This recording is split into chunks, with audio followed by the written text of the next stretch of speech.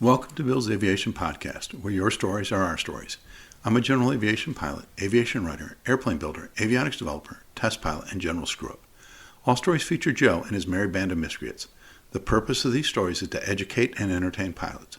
If you had a story you'd like to share anonymously, please contact me. Today's story is titled Cessna 310 versus a J3 Cub.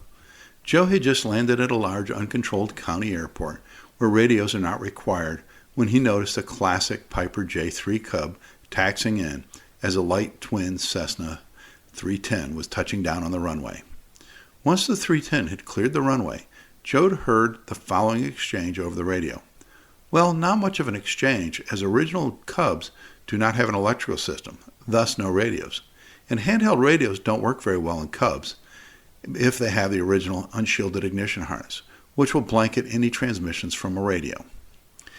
It is probably a good thing the Cub pilot could not hear the rather terse comments from the Cessna 310 pilot. The following is all from the Cessna 310 pilot. Hey, Cub, you cut me off in the pattern. What was that all about? What are you trying to do? Kill someone, you idiot? Why don't you use your radio? Why aren't you talking to me, you idiot?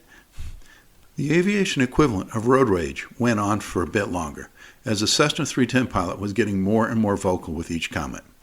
It wasn't until someone on the frequency spoke up and mentioned that Piper J3 Cubs don't have a radio, and that he had flown a proper landing pattern, 45-degree entry to downwind, base and final, whereas the Cessna 310 pilot, while using his radio, did a straight-in approach, endangering the Piper J3 Cub pilot.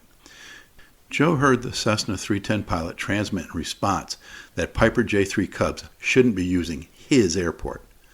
Lesson learned: always perform full pattern entry and don't enter the pattern at cruise speeds. Slow down well before entering the pattern, because there could be a no-radio Piper J3 Cub flying the pattern at 60 miles an hour.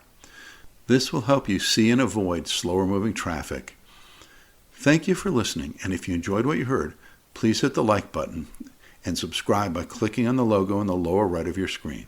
If you really like what you heard, please help support this channel and become a Patreon. Part of each donation will go to aviation safety and aviation youth programs. Be sure to check out next week's story, how monitoring 121.5 saved Joe from a violation.